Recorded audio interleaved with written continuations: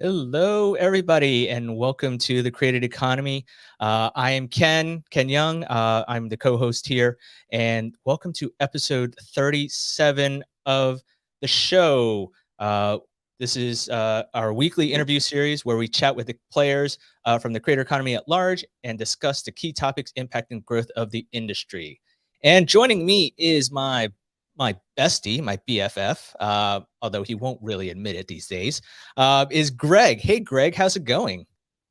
Is this thing still going? I thought we canceled this show. What happened? Canceled the show. Yeah. I see how it is. You're always coming with excuses. I see how. Sorry. Calls. The problem when you work from home, right, is that just calls just run right into each other, and there's no like room or gaps, and you can't blame traffic for things or building commute time for anything, so you just get packed all the way in. As a startup founder, you're always hustling, man. I mean, as Gary Vaynerchuk calls it, it's the hustle culture. So you gotta be all. There's a lot of hustling going on these days. Cool. Well, anyway, so a little bit of housekeeping before we bring on our guest for today's episode. This is Created Economy. We go live on Wednesdays at 2 p.m. Pacific. You can find out more about us at created.show. We also stream live on Facebook, YouTube, Twitter, and LinkedIn. So pick your poison, although that will soon change. We are moving away from live broadcasts to pre-recorded. More about that later on. You can, again, follow us everywhere on social media at Created Economy on YouTube, Twitter, Twitch, eventually, sometimes, and also on Flipboard. That's where we post all of our creator economy news that we find on the internet. All right. And you can also see longer form content and notes on our website at createdeconomy.com. Okay. So episode 37 for March 9th, 2022. We are proud to have, and I'm really excited because, as somebody who loves journalism, it's always interesting to talk to people in big tech and all these big companies and hear what they're up to. We're going to have Alexandra join us. She is the creator content and partnership lead at Pinterest. And this is a pretty big deal because a lot of people think in the creator economy space that when it comes to the major platforms that you have to be on are YouTube, Instagram, Facebook, TikTok, and Snap. And I think I might be missing one or two others. But really, like, Pinterest has been at the forefront of the creator economy space for a longer period of time, especially bridging the offline creators to the online. So very excited to have her join us.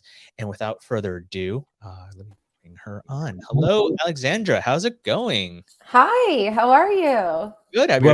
By the way, fun fact, you don't know this, Alex, but Ken's only two companies that he's ever wanted on the show were LinkedIn and Pinterest. And so, you're doing them live. I'm sitting there listening.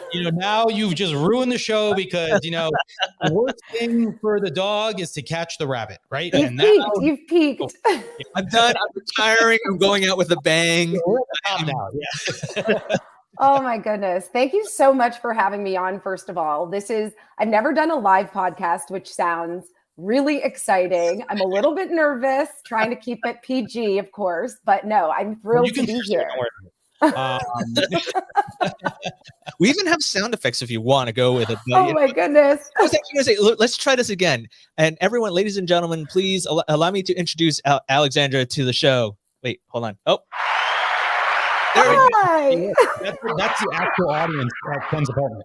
Exactly. They're often this live studio audience. I should have an on-air sign over here somewhere. You can't see it, but it's really a live studio audience of like my parents and my family just looking at me weird right now. So, are you in San Francisco, by the way? I'm in Los Angeles right now. Yes. Oh, you're in Los Angeles. Okay. So I used to live across the street from the Pinterest building in San Francisco. Oh my gosh. Did you ever pop over for lunch? Those lunches are a dream. Yeah, we did some work at my last company with Pinterest as well. And I know the area well. It was a shared building with Airbnb, I think, for a while, but then Airbnb had like 3 other buildings I know everyone is growing. Pinterest, I believe, now has two buildings in San Francisco, if I'm not mistaken. Yeah. I've never been based out of the LA office, so I have a bit of a unique journey because I started in our Toronto office and Oh, then transitioned to LA during the How do you pandemic. spell gray? Gray? Well, Yeah. oh my gosh, now Ken promised me no gotcha questions, and now you're like, are we doing Great I was Britain thinking how English? Canadian you Or were. first of all, is it GRAY or GREY in the All right, how do US? you spell color? CLOUR. No. All right. COLOUR. what about Color. what about center? Sorry. No, sorry. Spelling bee. We have to think. We can't allow Can fake you news. use it in a sentence? Can you use it in a sentence? First of all, I promised I would not give asking any gotcha questions. Greg just showed up late, so I Totally fair. I missed the part where we said no gotcha questions. I love it. I love it. it's see, that's all part of the whole interview process. It's we coincidentally have one person not be a part of the intro part, so they can The feign. liability is off you, Greg. There we go. Ooh, see, I'm the wild card. Well, All right. why don't we dive right into things? Alexandra, why don't you introduce yourself to our audience? Tell us, what are you doing at Pinterest and what excites you about the creator economy? Of course. I mean, so hi, thank you so much for having me. I'm Alex Nikolajev. My pronouns are she, her, and hers. And as you mentioned, Ken, I lead our creator content and partnerships team here at Pinterest, and I'm based in LA. And I am somebody that's super passionate about pop culture, internet culture, content insights and trends. And again, Ken, we were chatting before we went live. Not only, am I working at Pinterest, leading this content and these partnerships with creators here, but, I'm immersed in the creator world myself. I have my own podcast where I talk about pop culture and internet culture. Like, I'm very much immersed in this environment. And that's really what gets me excited about it, because I've watched this evolution of the creators economy go from a space where nobody wanted to give creators time of day to where now their earning potential is so high and their reach and influence can be so strong. So it's been very exciting to see that evolution and then to also be a part of it and help support the continuation of it. So what is your interest in technology, right? I mean, you talk about, where were you before Pinterest? And then I mean, we could go through my whole resume, but I have always been a very curious person. And then We're going back to grade 8. Yes, but given my age, without revealing my age, I am one of these millennials who I had a childhood before the internet. I saw the, early onset of the internet. When I went to college, I, majored both in, oh, this is so embarrassing. I majored in media studies, but also we called it new media, was digital media. We had that when I was in college. We had that, yes. Right. Yes. So this was new media. So I majored in that and computer science, if you'll believe it. But so I really was always just very curious, loved to tinker around with, a little HTML code here or there, and curious about media and how it impacted our culture. Because I think what really where it stemmed from was that I saw the shift. I was a part of the shift from pre-internet to a post-internet world. And now where the internet is a part of all of our daily lives. And then, so when you joined Pinterest, you started off as a creator manager. Yes. Right? Yep. So I started, go ahead. No, go ahead. No. I started as a creator manager in Toronto. Can we define creators, I guess, from the Pinterest point of view? Because, I think as Ken sort of said in the intro, I think a lot of people, when they think about Pinterest, we would certainly use the word curation, right? Mm-hmm.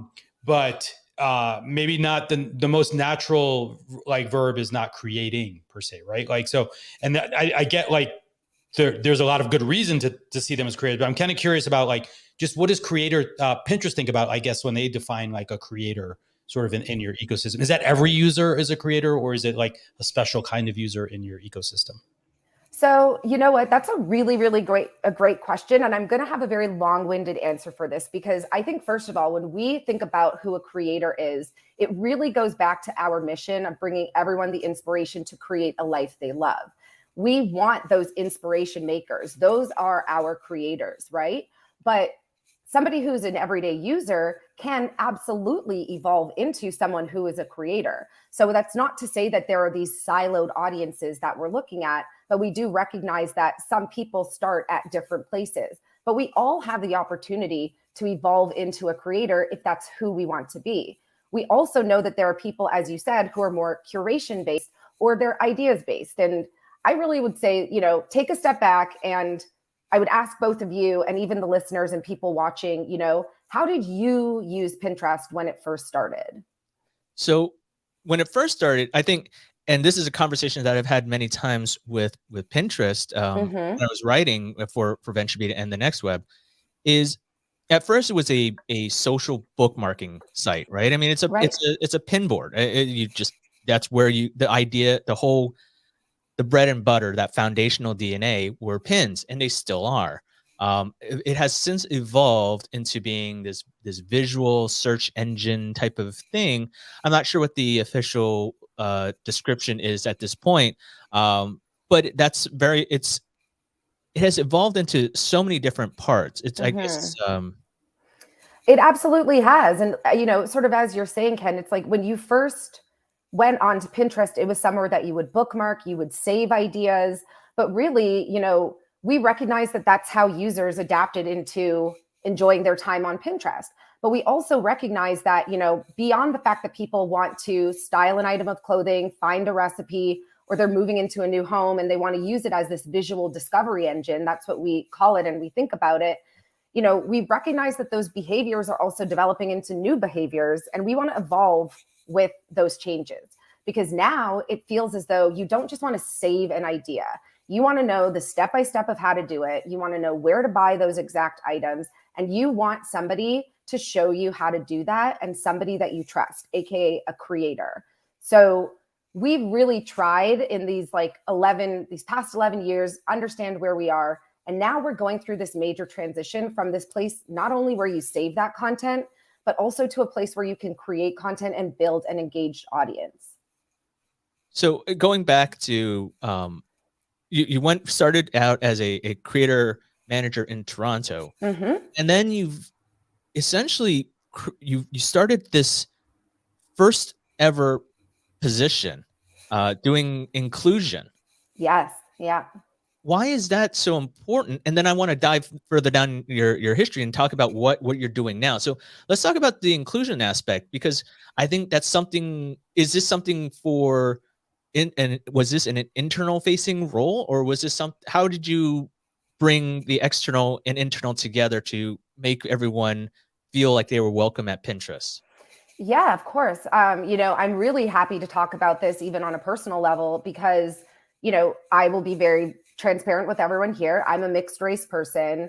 I love working with creators. I love advocating for underrepresented creators and ensuring that everybody has a seat at the table. That is something I'm extremely passionate about on a personal level. And when, we saw this evolution even of the world in 2020 during the pandemic, where people were starting to have conversations around inclusivity through, brands, through products, things like that. We were already doing that as creator managers at Pinterest, but we didn't have anybody sort of bringing that all together in a global capacity to really oversee and ensure that we were putting measures and sort of the threads were being weaved throughout the teams that are all around the globe with Pinterest to really ensure that we had like a line of sight on what we were doing. So through my work in Toronto and what I was doing to ensure that we were inclusive and we gave underrepresented creators seats at the table, I think that internally at Pinterest, we recognized there was an opportunity to do that at a larger scale. And that's really how that role came to be. It's really, where I felt confident in raising my hand to be like, I want to go for this role. What do I need to do? Who do I need to speak to, et cetera? And I honestly went through the interview process like anybody else would, but I think that my strength really was lying in the fact that I was so personally passionate about this that I had an additional layer of understanding of how we could connect those dots of creators to also inclusivity. Would you say that somebody in that capacity, in that role, would help the company avoid situations such as with TikTok and how Black creators felt their talents, their dances were appropriated by others without giving due credit, to avoid those type of situations, kind of proactively assist with those type of things? I'm trying to figure out like how companies could have somebody in this role help them avoid, Yeah, no, I totally hear you. And I feel like that could be, that can be a very obvious sort of, approach to things. But I think really it's not even about avoiding something, it's about amplifying. Mhm. And it wasn't the goal to, avoid any mistakes or avoid any potential issues or, claims, et cetera. It was really, we want to be proactive about this. We have people internally that are already doing this. We need to bring them together to make sure that we are all aligned in what our mission is when it comes to inclusivity on Pinterest, because we just feel very strongly and passionately that we lead and we are the leaders in market in this environment. So let's dive into what you're doing now. Yeah. And then we can dive, and then we can get to the meat of what's Pinterest creator strategy here. What is your role specifically now at Pinterest, and why is this a big deal for creators to pay attention to?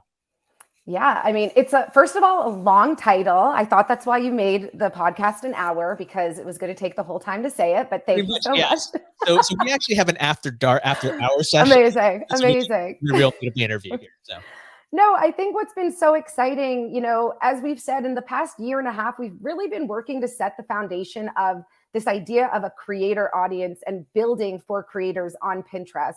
And with that, we've seen really strong successes. Speaking of my previous role, we launched our Creator Fund, which was a fund that we set forward to, again, amplify underrepresented creators and give them tools, education, and financing to develop their craft and talent.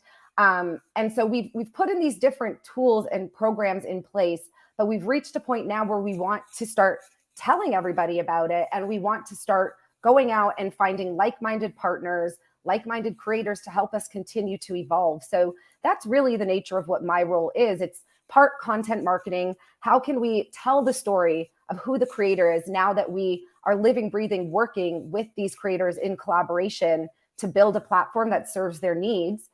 So, when I think of content marketing, a very simple example could be like telling creator success stories or case studies about how creators are performing and where they found success on the platform. It didn't feel right to do that in the past when we didn't have this, a good chunk of time to be able to tell those stories. And now we feel we're at a place that we do. And then, in partnership with that, we have partnerships where it's like, who are the brands in market that we want to be working with, we want to be showing up with? Where are the industry events that we want to be at and bring creators to give them, again, that seat at the table, to give them that visibility and be able to help amplify the work that not only we're doing, but the creators and the brands that we feel are very like-minded are also doing. Greg, do you have any questions for Alexandra? Yeah, I guess diving a little bit more into this concept of creation, I guess, in the Pinterest platform. A lot of folks may not be aware of like kind of the breadth of tools, because I think, to Ken's point, sort of in the earlier incarnations of Pinterest, it was sort of like link aggregation and some of these other things, but it's certainly evolved tremendously over time. What can you speak a little bit about, like, I guess, the breadth of offerings now, like that of content that folks may discover on Pinterest, and I guess also a little bit about like the tools that creators have available to them to sort of like to create like at Pinterest now? Absolutely, of course. And I think what's also been very cool about this creator journey is, a lot of the tools that we've built and the programs that we've put in place have actually been in collaboration with creators. So we've at times had these, creator advisory councils, that we'll call them, that are providing feedback in real time on our product development as we're building it, to ensure that we're building with creators in mind. So, going back to the idea of where Pinterest is now from where it began, as I mentioned, we want to be this place where people want to know step-by-step something to do. They want to know where they can find everything and buy it. And they want an expert or a thought leader that they trust to show them. And that really culminated in us launching and introducing our idea pins. And so if you're not familiar with idea pins, those are our multi-page pin format. They include video, picture, but they allow creators to show users a step-by-step process around an idea all in one place. So, you want to learn how to make the perfect French omelet. You're going to see beginning, middle, and end, all in a multi-page pin format. So that's the major way that we've, listened to creators, we've recognized their behaviors, and we've evolved our tools and our platform to make sure that they can create consistently. We also, have launched into this idea of takes, which I'm also really excited about because I love engaging with my community. I think, both of you in what you do outside of this podcast as well, it feels like you also have a very strong understanding that for, the way people's behaviors are online and especially creators, it comes down to building a community. And so with takes, what is so fun is that on an idea pin, you can, slide over and add a takes functionality, which actually allows the people engaging with your content and your community to show you their take on the idea that you just created. So you make that French omelet, somebody can click and they can add their version of the French omelet and so on and so forth. And it's really just like a fun, engaging way to interact with your audience and inspire them to take action on your idea and make it their own. So those are a couple of fun ways from like a tool standpoint, in product standpoint, in terms of creating and how people can really tap into Pinterest, and where I geek out because, as I told you, the insights are where it's at for me. We have our annual Not Yet Trending report, which launches every December. It's called Pinterest Predicts. I don't know if anybody is familiar with it, but it's Pinterest Predicts. Yeah, PinterestPredicts.com. It's my favorite thing. And I was so fortunate to be able to work on it last year leading up to this year. And, we share a forecast on top trends around everything from beauty, fashion, home, food, parenting, lifestyle, travel, et cetera. And, we're already seeing those trends that we predicted come to life this year. We had dopamine dressing, which is really bold colors and patterns and prints. Carolyn Vazana, who's one of our top fashion creators, is really tapping into that and bringing those trends to life early in the content that she's making on Pinterest, which, in turn increases her engagement and her reach on platform as users start searching for those things. And then, there's things like Nailscapes, which is the fun nail design, which we're all doing now. But I highly encourage creators, brands, businesses, advertisers to check out PinterestPredicts.com because it is an untapped resource just waiting for people where you can create content that, we feel very confident is going to perform. So there's that piece. I had a question actually, I guess related to sort of this arena. Mm-hmm.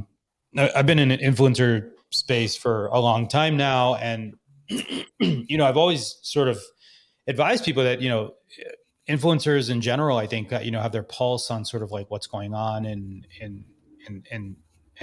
like society right now and what's relevant to people. And that, sort of like one of the functions of a good creator or influencer, I think, is just ultimately as an advisor, right? Yes, or totally. Consultant, right? Like to not necessarily delivering the creative part, right? But just even the advising in an arena, kind of like a Pinterest Predicts. Is that no problem? Mine is here. So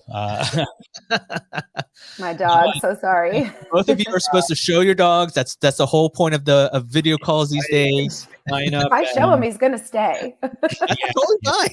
I don't have one, so I can't show him. Come here, buddy. Always the star of the show. This is Chaco. Wait, what kind of dog is that? A toy poodle. I have a Maltese, so yeah. There we go. Okay, bud, you got your 15 minutes. But just one, I guess I'd love for you to unpack like monetization, I guess, for creators, like sort of in the Pinterest ecosystem. Oh my gosh. But I was also curious, is this part of it, right? Like, because like these like, it feels like there's a interesting opportunity for advisory boards and sort of like for these, state of the state kind of things, like like a brand oriented, like being able to connect, and I think this is where many of the large platforms have failed, I think, to help creators as much as they can here. because they've never provided the direct connection mechanism like to the creators themselves, right? Like oftentimes it's through an intermediary or a manager or someone else. And I feel like, the brand is discovering that creator on your platform, and then they have to go some other way to get to them, right? So I'm just kind of curious, is that part of the relationship as well? And then just more broadly, like what are the other monetization avenues that are sort of open to creators today? Absolutely. And yes, I mean, this is again, working on Pinterest Predicts last year for me was so excited because this was the first time that we really brought creators into the fold. And we said, we are going to align creators who are doing amazing things in their markets from a global perspective with these trends and feature them as ones to watch. But beyond that, to your point, Greg, we also said, as advertisers are coming and diving into predicts and brands are looking at the different trends, we can also directly connect them through our sales team and through our partnerships team to creators to help bring that to life in their market. So there's absolutely an opportunity for that.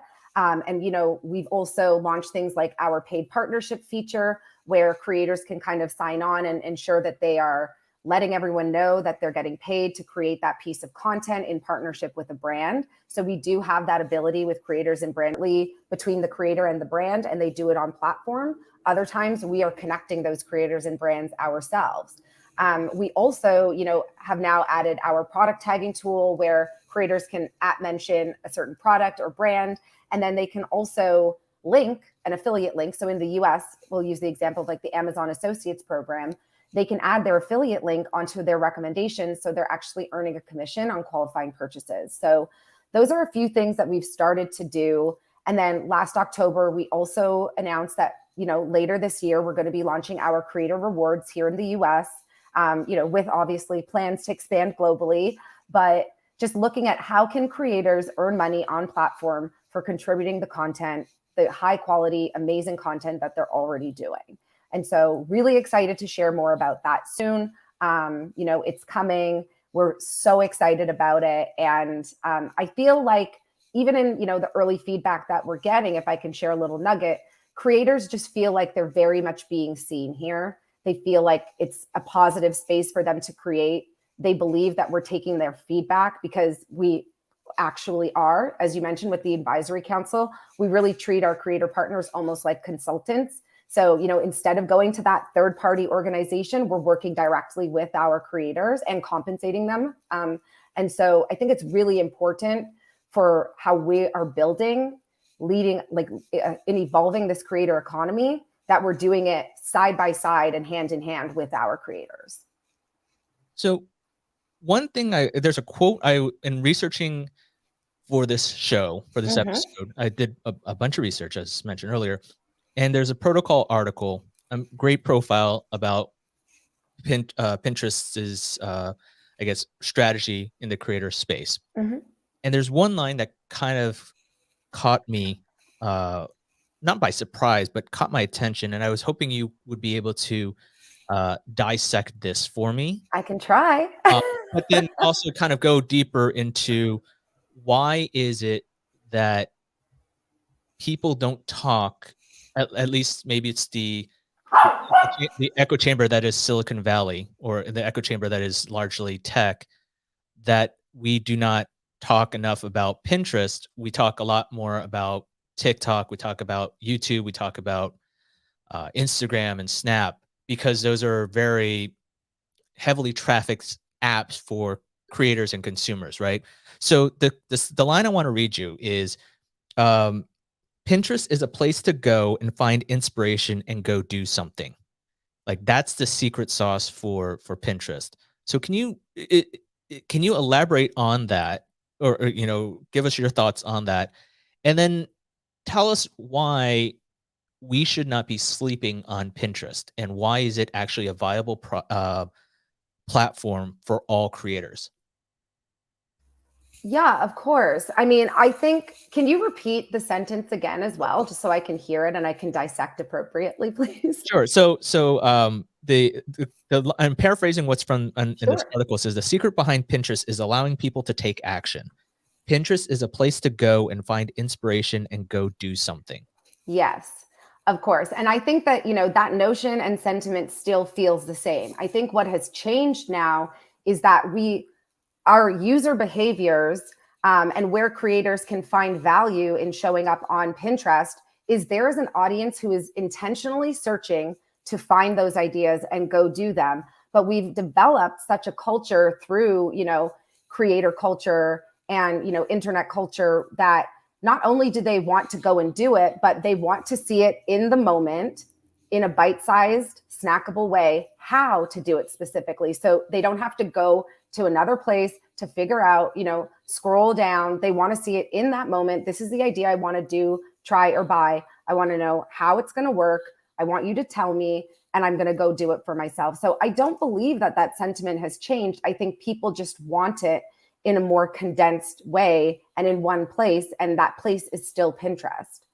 So as you look at, how would you, for somebody that's being a creator and saying, hey, I want to find out where my community is, and obviously we're going to put our show onto YouTube, or we're going to do TikToks, or we're going to do Instagram or on LinkedIn. What would you say to creators in terms of how they should evaluate Pinterest as a viable platform for them?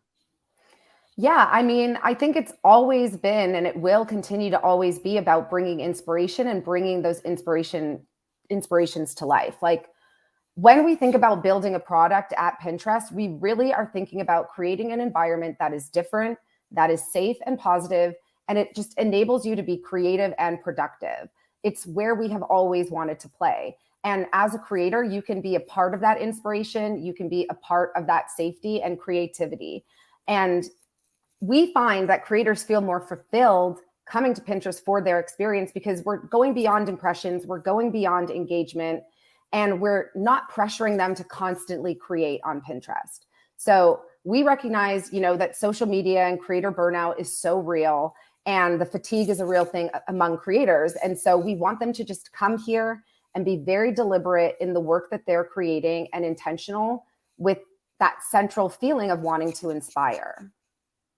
So let's talk a little bit in terms of, like, can you elaborate on the types of creators that you're seeing?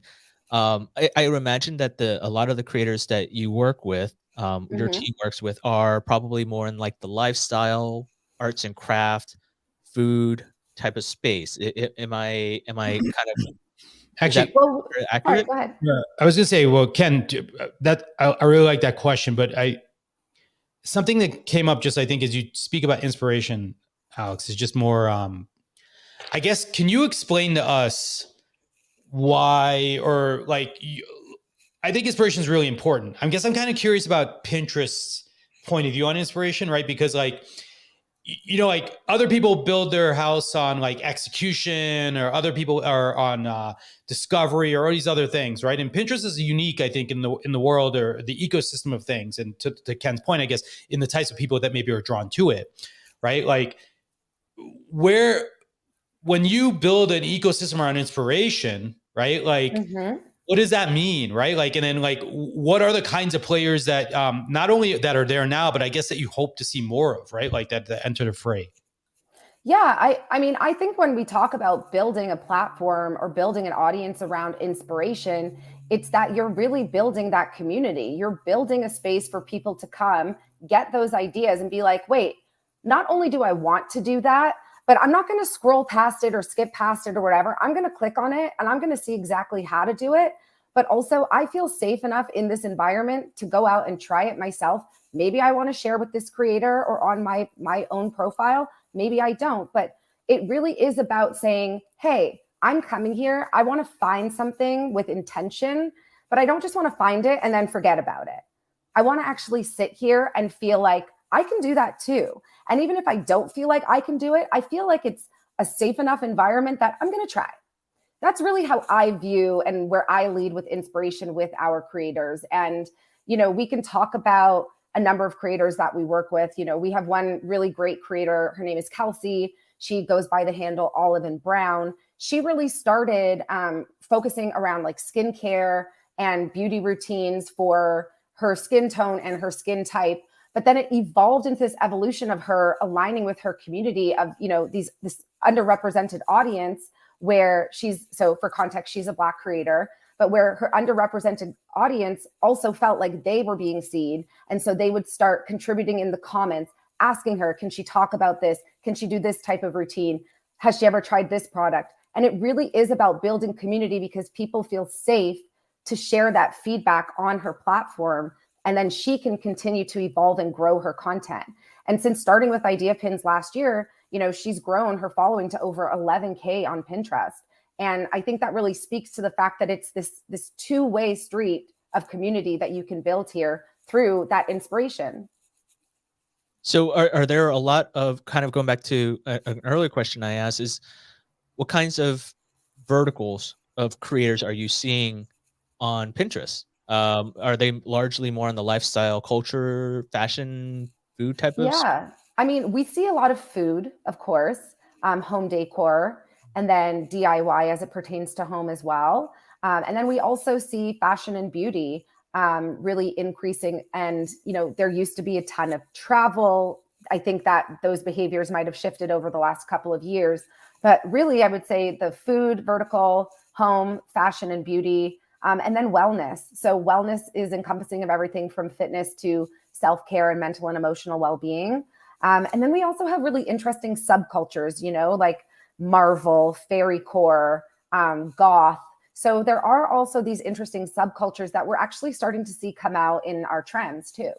Are there any that kind of any of the, I guess let's talk specifically about the main categories. Mm-hmm. Are there any that kind of surprise you, like for example, like maybe business or sports or I don't know, something like that?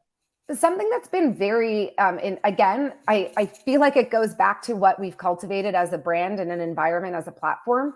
We have a lot of like self-help and again, I'll use the general term wellness. That one really surprised me because we're not seeing predominantly the sort of fitness aspect when we think about wellness. A lot of it is around mental well-being, emotional well-being, and self-care and self-healing. And that to me has been very surprising.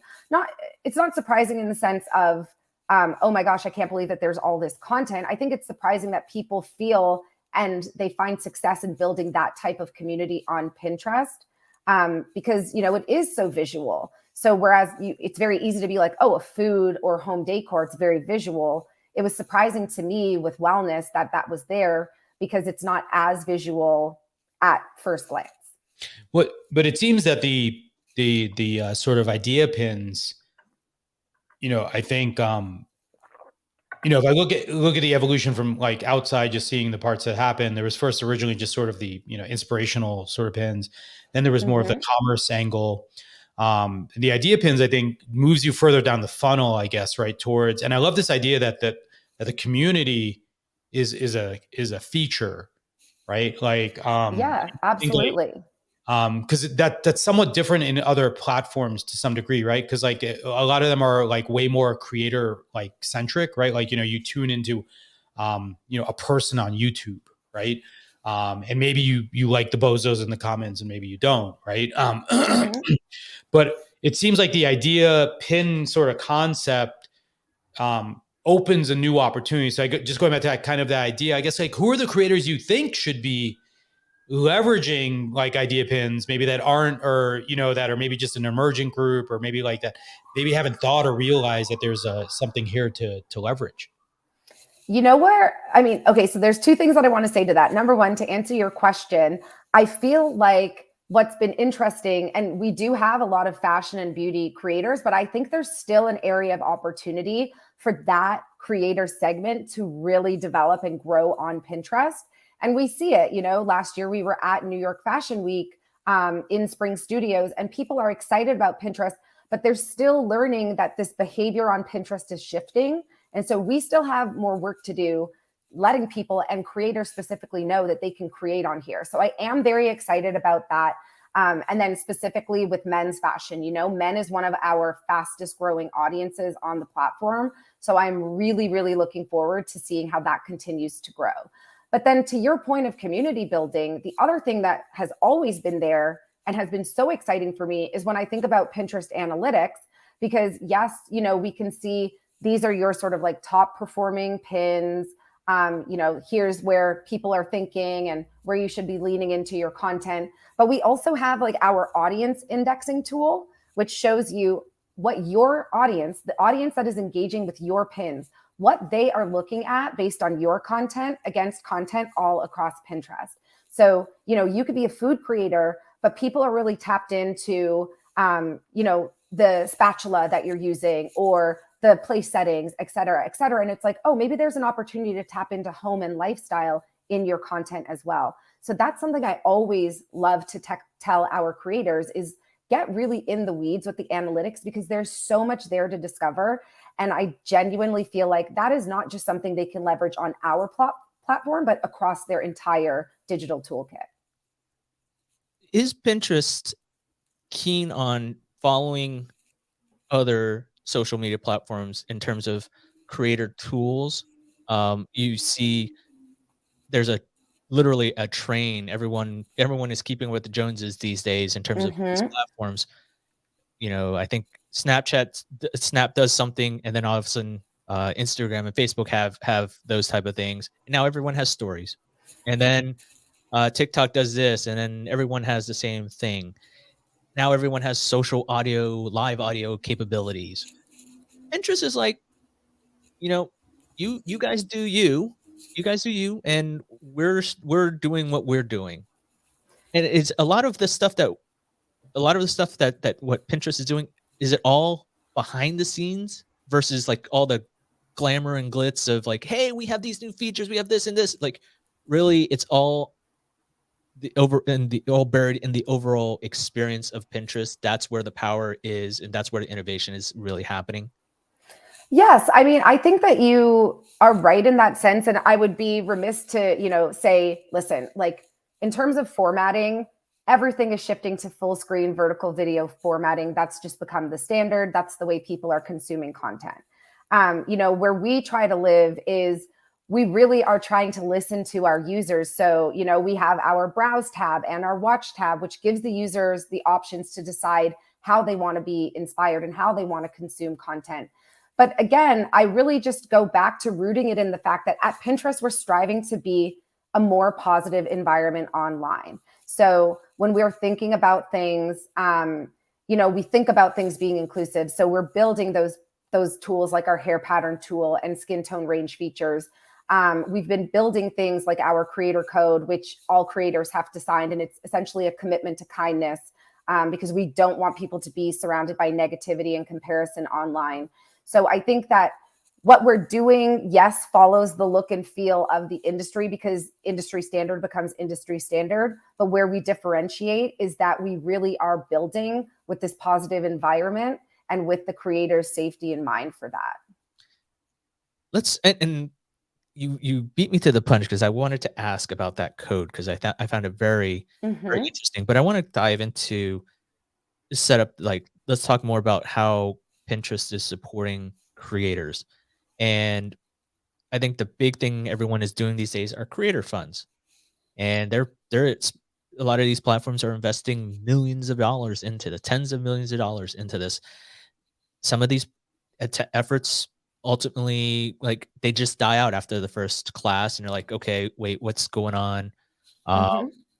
Nobody knows what the hell they're doing. And they're hit or miss largely. What's Pinterest's take on the creator fund? Because you have Pinterest has now done 2 classes. And yeah, my babies. Yeah, there's not funny, but let me read, see if I can find. There's a stat I saw in a blog post that you wrote, that you co-authored. It said fund creators saw 2.9x more idea pins impressions and 72% more monthly viewers. Can you put that into perspective for our audience? Like, how significant is this? And then let's talk about the genesis of this creator fund. Yeah, I mean, I think that to put it into perspective from a creator's perspective as well, it's extremely beneficial for them.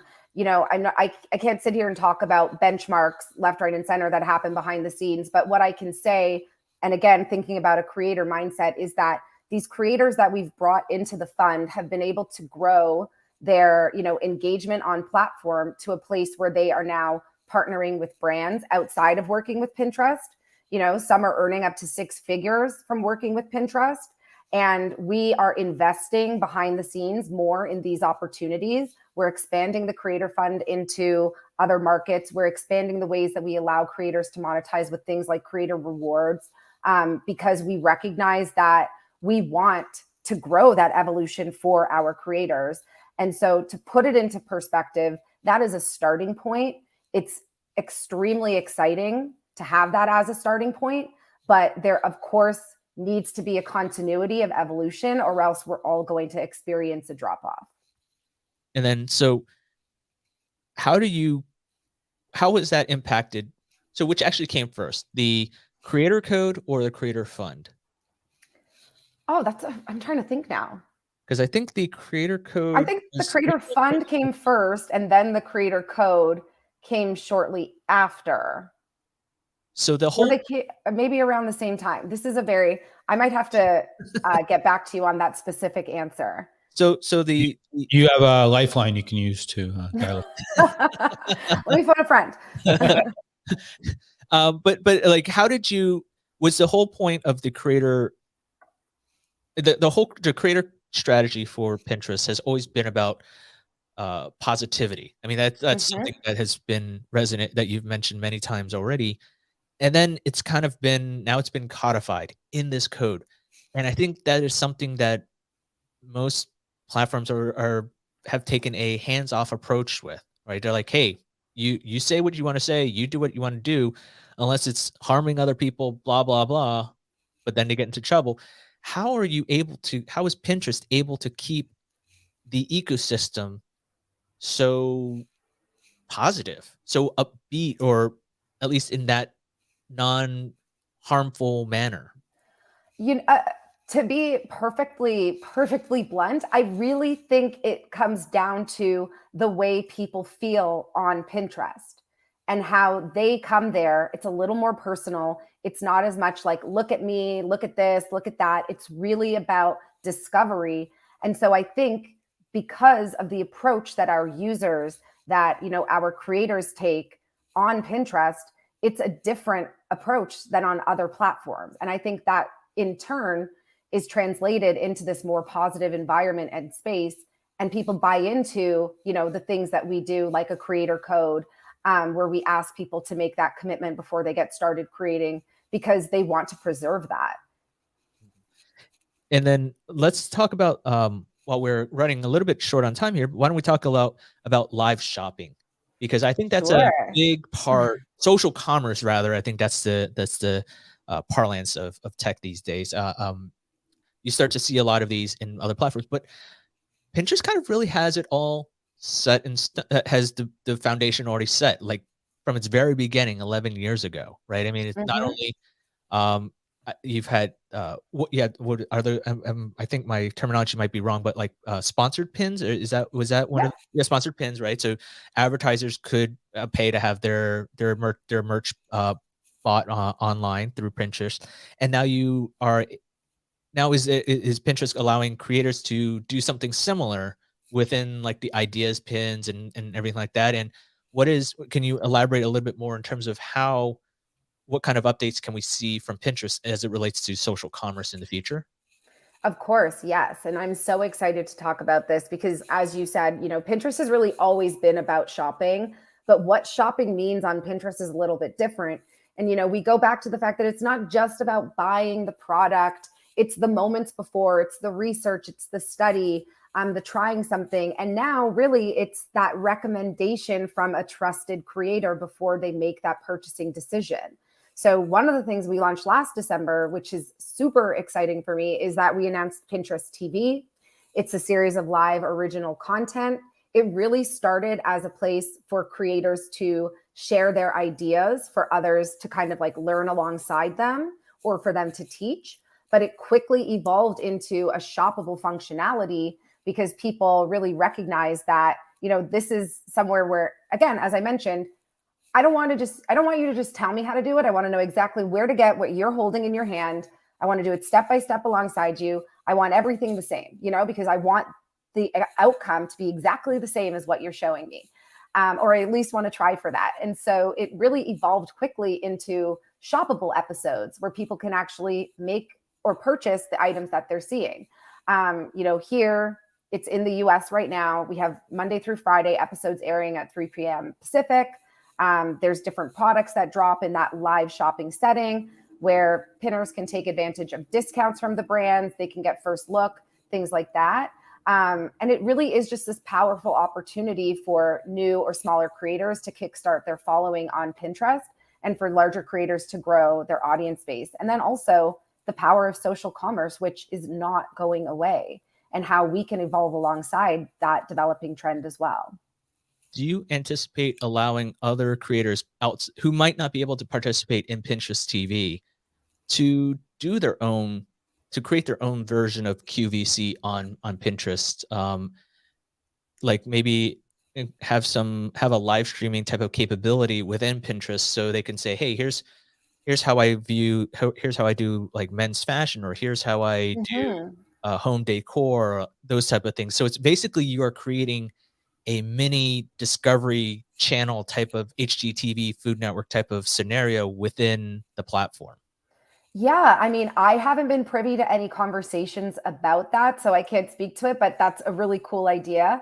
I think that almost sounds like a marriage of where we're going with our product tagging function, where you can use affiliate links on recommendations and Pinterest TV. Like, is there a world where we marry those two? I think that's a very good question, but I sadly do not have an answer to that one. But I might just take that away with me. This is being recorded, so therefore I will be like, hey, if I expect credit from this. But, I mean, Greg, do you have any other questions for Alex?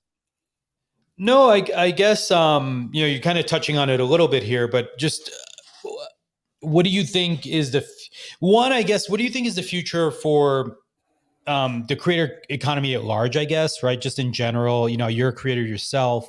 Like new opportunities that you sort of see on the horizon, and then maybe any of those that you see sort of emerging in the Twitter, in the Pinterest ecosystem. Because I know, like Amazon's making a hard push for Amazon Live, right? I use the service called Kit, to like put together like hey, here's a list of things. But I feel like Pinterest is kind of this interesting convergence of like those two things together. But yeah, I guess as a creator yourself, what do you see? What do you feel the prospects are? Do you think it's getting better? Is it getting worse? And is there anything in particular you're excited about, as you look forward? I mean, from a creator perspective, I think there's a couple of things. Just on creators and spending time online, from that perspective, I do feel like there is going to be this richer appetite for a more positive community-based platform. And that's why I feel so passionate about where I work and what I wake up and do every single day, because I see sometimes there is this like witch hunt mindset in comments, in, how people react to creators, to virality, that is really, just difficult and nasty to swallow, that I feel like people will very quickly grow tired of those behaviors. And I'm hoping that we do see this shift across the industry where people are trying to be more mindful. And, as this, Gen Z and younger are growing up with social media, they start to create and change their behaviors to be more positive and more open in the things they're commenting, what they're sharing, how, et cetera. So from a creator standpoint and from an industry standpoint, I hope that shift that I feel I'm starting to see continues. I think from a creator standpoint in where we can evolve, I mean, the world of like augmented reality. So everything from like, we have try on at Pinterest, or I know that there are other platforms that have augmented reality as well, but just elevating that, shopping experience with that reality, elevating your taste and style. I think that can be a really interesting way to evolve into the future as we become more and more integrated with the internet and with social media culture. From on that point is, I think, and currently in the creator economy space, brand deals are the main way for creators to make money.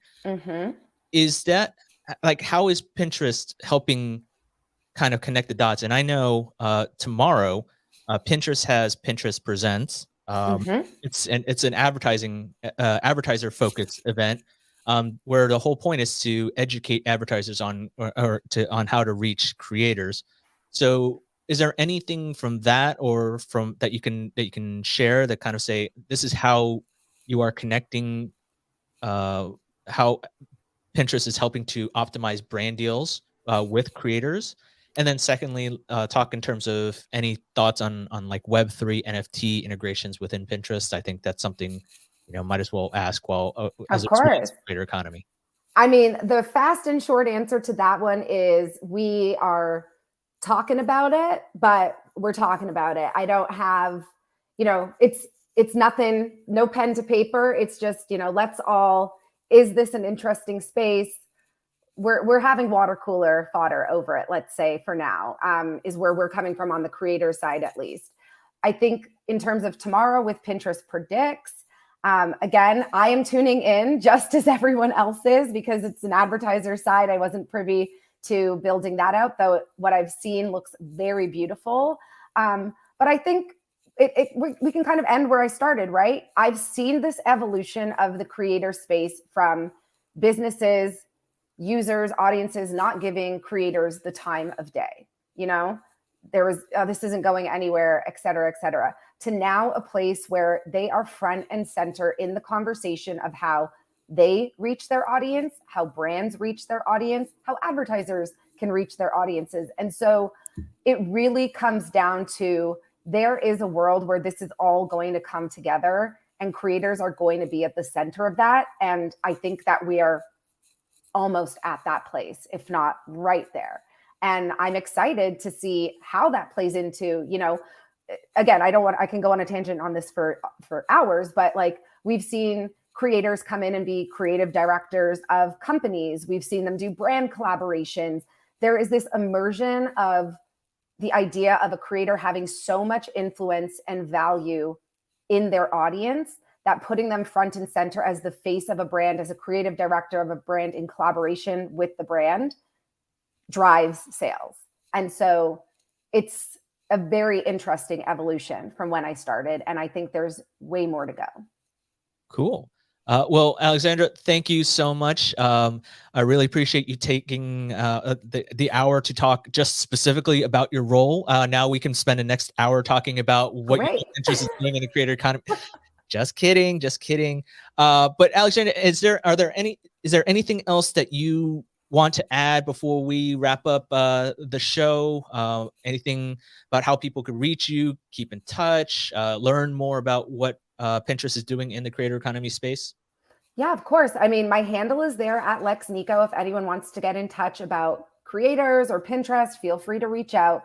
And then, I mean, I'm going to use this last 30 seconds to just plug PinterestPredicts.com. Like, again, as an insights and trends geek, like that is such an untapped resource, especially for creators. So check it out, take a look at it, and have some fun. Well, and plug your podcast. Oh, yes, I have a podcast. It's called One Last Thing. It's a pop culture podcast. And we don't want you on our trivia against us in our trivia night.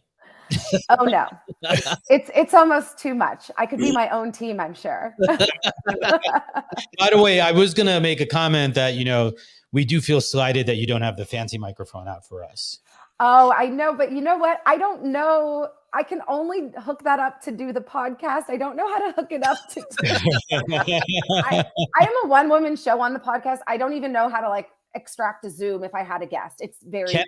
Ken is a one-person show also. So you can go to Pinterest, and then I'm sure you can find a creator that can do I this. I There's know. out there for you, I think.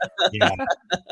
I shouldn't be a part of the creator fund and just be like, hey, this is literally, I just need to help Alexandra out. Like, this, I'm doing pins just Please. Yeah. Thank you so much. By the way, I will be at LA, I think, at the end of the month for NFT LA. So hopefully we'll see some. Amazing. Oh my gosh. Send me a note. I would love to hang out. Happy to come and talk to Pinterest about Web3 and why they need to hurry up and do it. Love that. Thank you so much. One consulting call at this point. All right? We're throwing out ideas for new programs and strategies. It's amazing. This is what we love. We're a collaborative platform. Exactly. That's what it is. Clickbait. All right. Well, thank you so much, Alexandra, for joining us. We look forward to hearing. Hopefully, you'll be able to join us again soon. Of And course, I would love to. looking forward to hearing more about Pinterest in the future. All right. Thank you. Thank you Worries. both. Bye, Thanks. everyone. Bye.